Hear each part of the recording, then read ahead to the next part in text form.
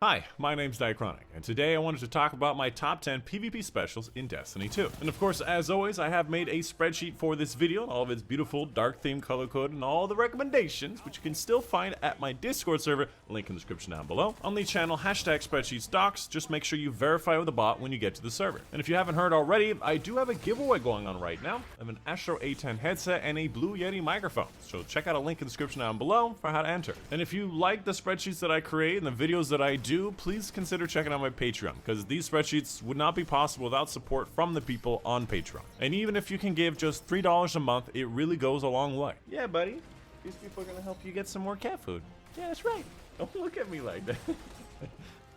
Why do the cats stare at you when you're doing your work? They're like, what are you doing? You could be petting me. Moving on to the main section of the video, let's go ahead and get into it. First and foremost, this is my spreadsheet. All of its beautiful, dark theme, color-coded links and information to tutorials, catalyst information, recommendation for legendaries, rankings, sub-rankings for all the weapons I'll talk about throughout this video. And obviously, I don't do my top 10s like a lot of other people do. You want to go use number 1 and you just trust me, do it. But the reasons why I've chosen these at number 1, number 2, number 3, number 4 are going to be very important. So we're going to go through each category of weapon, talk about the meta of how certain weapon types are performing and the best within each archetype. First up, let's talk about the glaives. We have 5 glaives for this season, obviously a new weapon type, 3 of them being exotic for certain classes and 2 legendaries. Now, the glaives are not something that we'd consider that bad, although a lot of special weapons do revolve around getting a 1-shot kill. These are usually a 2-shot kill and of course a 3-shot melee. The biggest issue we found with the glaives is that Bungie's netcode is difficult. You know, you shoot a shot, it goes towards an enemy, it's not hit scan, and it misses when it looks like it should be hitting. Even though it has pretty strong aim assistance and it course corrects, it just doesn't feel that great when your shots hit but they don't hit. Although if you can get enough hits, you can actually get that shield going, and that could be pretty damn saucy. So don't overlook it. Most likely it's just something we need to develop the meta of, and it may end up being quite useful, we just don't know yet. After that, we have the grenade launchers, and the grenade launchers are actually performing decently well, and we got a lot of new options, new wave frames. We have Partner Dust from 30th Anniversary, you have the new exotic Dead Messenger, and of course we still have Witherhoard still doing incredibly well. Honestly, the grenade launchers are probably really close to being in the top 10, just didn't make the cut because obviously you gotta pick 10 of them, but we do prefer a lot of the other specials over it. Outside of obviously the Witherhoard, and Number 8 is still an ideal option for anti-defensive play, as a lot of enemies are being much more defensive these days as they're waiting for abilities a lot more, being less aggressive just in general. Witherhoard really helps in flushing those enemies out, on top of being able to shoot at an enemy's super. If you stick them with it, they're almost guaranteed to die. Outside of that, the other ones are just good wombo combos, flush enemy out of cover, hit them if they're just trying to run away, etc, etc. Following that, we have the Eriana's Vow, the only special ammo hand cannon, and it's pretty much the same as before, very close to being in the top 10, being able to 2-shot enemies, wombo combo with some primary weapons, having very good range, and being very comfortable in close range. Eriana's is still an excellent choice. After that, we have the linear fusion rifles, and we did actually get a nerf to them this season. It has a lot more flinch when you're aiming down sights with Lorenz, for example, making it not as good as it was before, but very similar application. The big issue is that they are technically a charge time sniper, even though they have better aim assistance at closer range. A lot of people will prefer the snipers. After that, I wanted to talk briefly about the Forerunner, which is the only special ammo sidearm in the game. It hits for the damage of a 140 hand cannon at 200 RPM. It has weird ammo stuff, including a buff this season in the amount of ammo you get off of special ammo bricks. It's an interesting and very unique option. Definitely one of those things that it takes a while to get used to, but when you do get used to it, can be very satisfying. Outside of the fact that it does not one-shot enemies like a lot of other special ammo weapons, it can be very saucy and get you a lot of kills. Just not top 10 worthy. Following that, we have the trace rifles, and the trace rifles are pretty much the same as they've been before, most of them being exotic, having very unique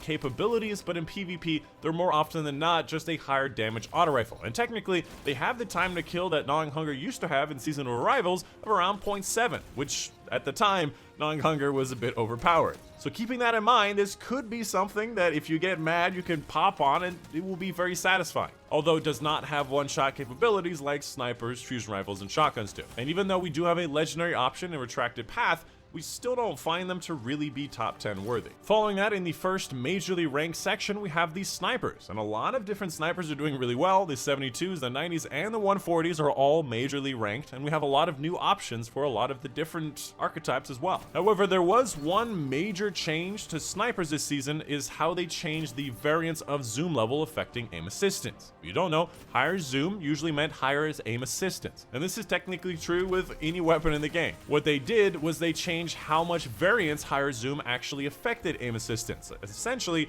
bringing the highest zoom and the lowest zoom closer to the middle, which in effect just meant that the 90 RPMs just stayed at the king of snipers. And a lot of that again comes down to the good combination of zoom levels, of availability, of handling, of perk options, and we did get a few new ones this season that do have snapshot as an option, including Thoughtless and Few, and what I guess 1000 yard stare if you consider that from last season. Following that, at number 7, we have these 72 RPM aggressive frames, which are still doing incredibly well at what they do. They have higher damage, which means you can one-shot body shot with, for example, an Empowering Rift. They've got a new option in the form of Silicon Neuroma, the Nightfall unique with an adept version. Does have snapshot opening shot, by the way. And honestly, you could still use Borealis in the same way, keeping in mind it does not have snapshot. And the last archetype, we have the 140s, including Cloud Strike, which we did separate into a separate rank because it does not have snapshot, but obviously has those lightning storms you can hit on enemies, which makes it different enough that it may be a different option. But obviously, the 140s are still doing incredibly well, and a new option in the form of Father Sin that does have snapshot and no distraction. Pretty much the same reason you liked them before, they're pretty much the same now. Following that, we have the fusion rifles, which are doing even better than they were doing last season when they were doing fairly well. There were a number of nerfs and buffs to fusion rifles in a couple different ways. The high impact frames got slightly more damage,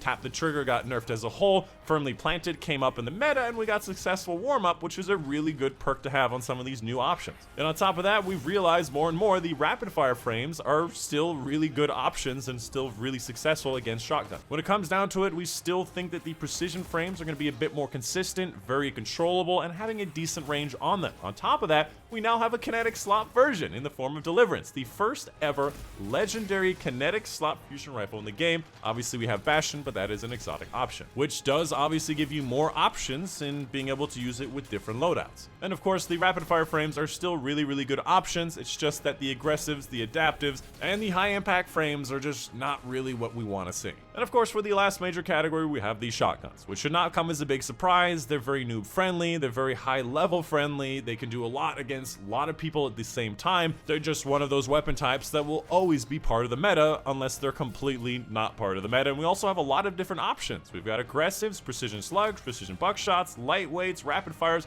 and a lot of different exotic options. And almost all of them you can use in the Crucible and still do really well. Now, one big change that did happen this season is that Chaperone and Duality got a big range nerf. Chaperone losing 1.5 meters of range and Duality losing 0.75 meters of range. Last season we did separate Chaperone as the #1 weapon in the game, and now we've also just slotted it in at #1 with the other slug shotgun frames as the fact that it's an exotic, it has road burn, Duality getting above, and a lot of those other slug shotguns just being on a very similar level. And we did also get a new one in the form of Fortissimo, which has Elemental Capacitor. If you're using Arc, has the ability to max out your handling, which is really nice. I think I was told Fortissimo can get to like nearly max range with also max handling, which is really strong on shotguns. Following that at #3, we have the lightweight frame and the precision buckshot frames in Fractithist and Matador being very similar one-shot range capabilities. A lot of great options for both kinetic and now energy with Matador 64. And of course, we have the Wastelander from last season, Reckless Endangerment. Not the best per combination, but not terrible. And of course, Reese Walker with the Iron Reach capabilities we've seen season on season doing incredibly still really well, you know?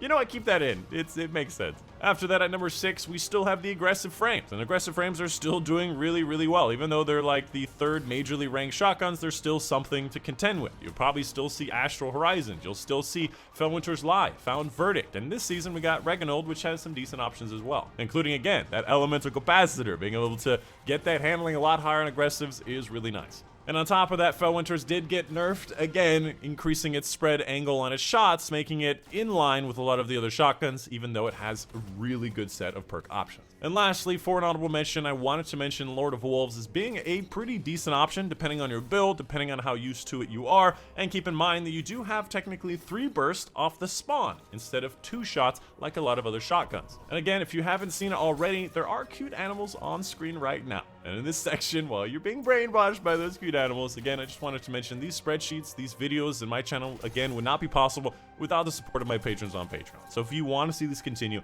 please consider checking out in the link in the description down below. Even if like 0.1% of you gave $10 a month, I would be able to make minimum wage. And that's all I need in order to make these beautiful spreadsheets because I really love making them. And of course, a specific big thank you to Mom and Dad, Christian Thompson, Kellyanne, Ostrek, Jacob Berg, Monday, Steve Bachman's, Unipanther, and Casey Reagan for their support on Patreon. I hope you guys did enjoy this video. My name is Dychronic, and I'll see you guys on the next one.